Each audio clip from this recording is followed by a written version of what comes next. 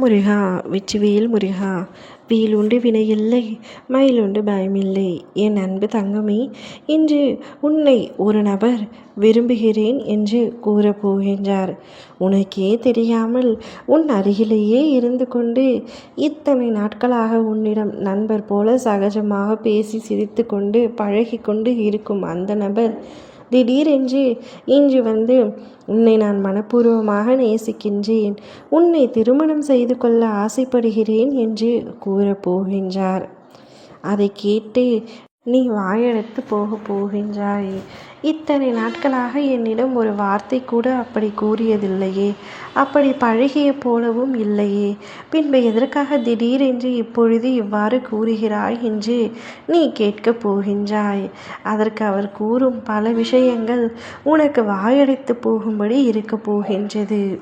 ஆம் தங்கமே, இன்று உன் வாழ்க்கையில் பல சுவாரஸ்யமான விஷயங்கள் நடக்கப் போகின்றது.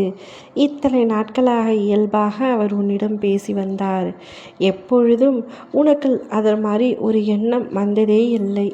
நல்ல நண்பர், நல்ல உதவியாளர், ஒரு நல்ல மனிதர் என்ற எண்ணம் அவரை பற்றி உனக்கு இருந்தாலும் வாழ்க்கை துணை என்ற எண்ணம் உனக்கு இதுவரை அவர் மீது வந்ததே இல்லை. அந்த அளவிற்கு அவர் உன்னிடம் பழகியிருந்தார்.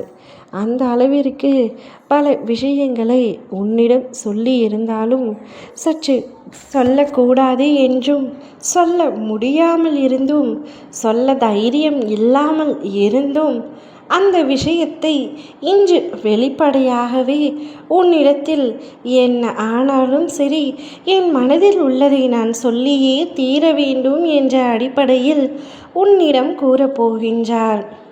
இத்தனை நாட்களாக உன்னை என் நட்பாக மட்டும் நான் பார்க்கவில்லை. என்னுடைய வாழ்க்கை துணையாக நீ இருந்தால் காலம் முழுவதும் நான் மகிழ்ச்சியாக இருப்பேன். சிறிது நேரம் உன் அருகில் இருக்கும் பொழுதே என் மனதில் இருக்கும் அத்தனை கஷ்டங்களும் குறைகின்றது. என் மனம் லேசாக உணர்கின்றது.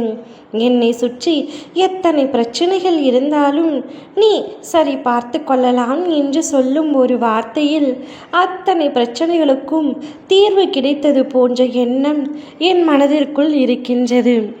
இவ்வளவு நேர்மறை எண்ணம் கொண்ட உன்னை என் வாழ்க்கை முழுவதும் தொலைத்துவிடக் கூடாது என்று நினைக்கின்றேன். அதற்காகத்தான் நான் உன்னை நேசிக்க ஆரம்பித்தேன்.